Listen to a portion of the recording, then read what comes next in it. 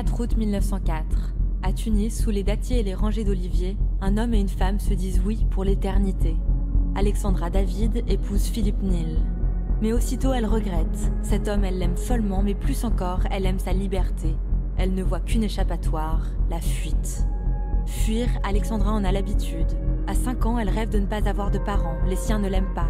Alors la petite fille fugue, elle parcourt des centaines de kilomètres à pied. Le goût du voyage l'engloutit tout entière dès son plus jeune âge. C'est pour parcourir le monde qu'elle devient chanteuse lyrique. À Paris, Athènes, Hanoï, Londres, elle fait vibrer les planches de sa voix soprano. Elle se sent libre, sans attache, affranchie de tout, animée d'un grand feu intérieur. En aucun cas, elle ne voudrait dépendre d'un mari. Pourtant, avec Philippe, elle se sent si bien qu'elle finit par céder. À Tunis, les années passent et Alexandra plonge dans la torpeur. Elle se sent prise au piège, devient le fantôme d'elle-même. Sa vie lui semble derrière elle.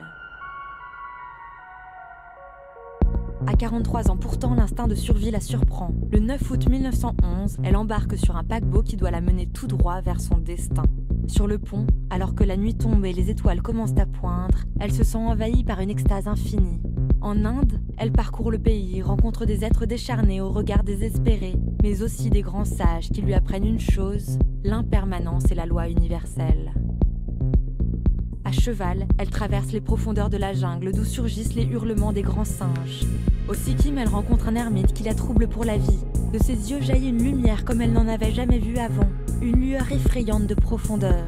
Il l'initie au yoga, l'aide à découvrir un ailleurs dans lequel elle plonge avec bonheur. Alexandra rencontre même le Dalai Lama, puis elle repart vers les crêtes lointaines, entourée d'un cortège de porteurs et d'une horde de yaks. Lorsqu'elle redescend dans la vallée, quelque chose en elle a changé. Tous les jours, elle écrit à Philippe.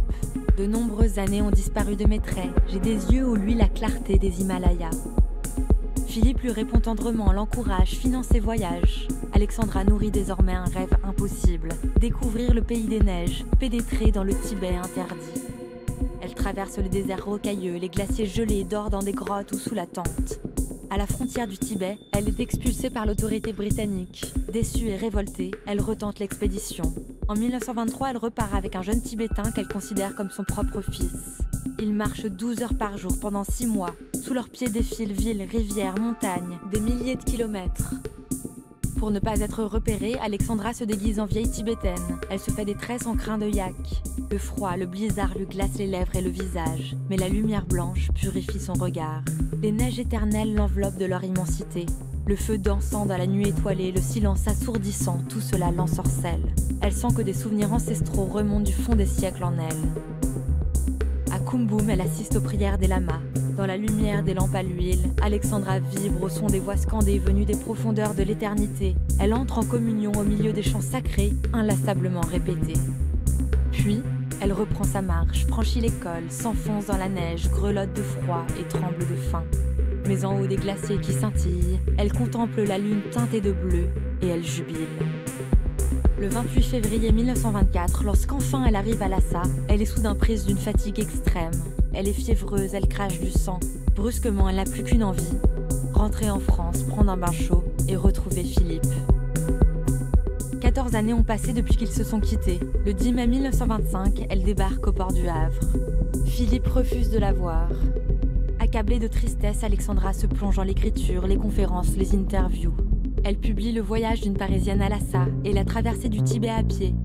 En 1926, elle s'installe en Provence. Philippe enfin lui rend visite. Il se tombe dans les bras. Plus elle vieillit, plus le frisson du danger revient la caresser. À 70 ans, elle repart de nouveau, pour la Chine. Mais cette fois, la guerre est partout, violente et aveuglante. Alors, Alexandra rejoint le Tibet. Sous les drapeaux de prière qui claquent dans le vent, elle reçoit la nouvelle qui la dévaste. Philippe est mort. Les souvenirs lui reviennent en vrac. La maison de Tunis, la douceur de Philippe, mais aussi Londres, Vincennes, Ostende et ses parents. La torpeur la gagne et Alexandra prend peur. Elle rentre en France et se jette à corps perdu dans l'écriture. Elle tente de trouver la sagesse qu'elle dit ne pas encore avoir trouvée. Elle a 100 ans et au seuil de la mort, elle note d'une main tremblante. Voici le moment de chercher une voie, car la lumière fondamentale va poindre. C'est l'esprit vierge et sans tache. Voici le moment de le reconnaître. Quelques jours avant de mourir, elle demande le renouvellement de son passeport. Lorsqu'on lui dit qu'elle n'en aura pas besoin, ses yeux rieurs s'allument et elle dit « On ne sait jamais ».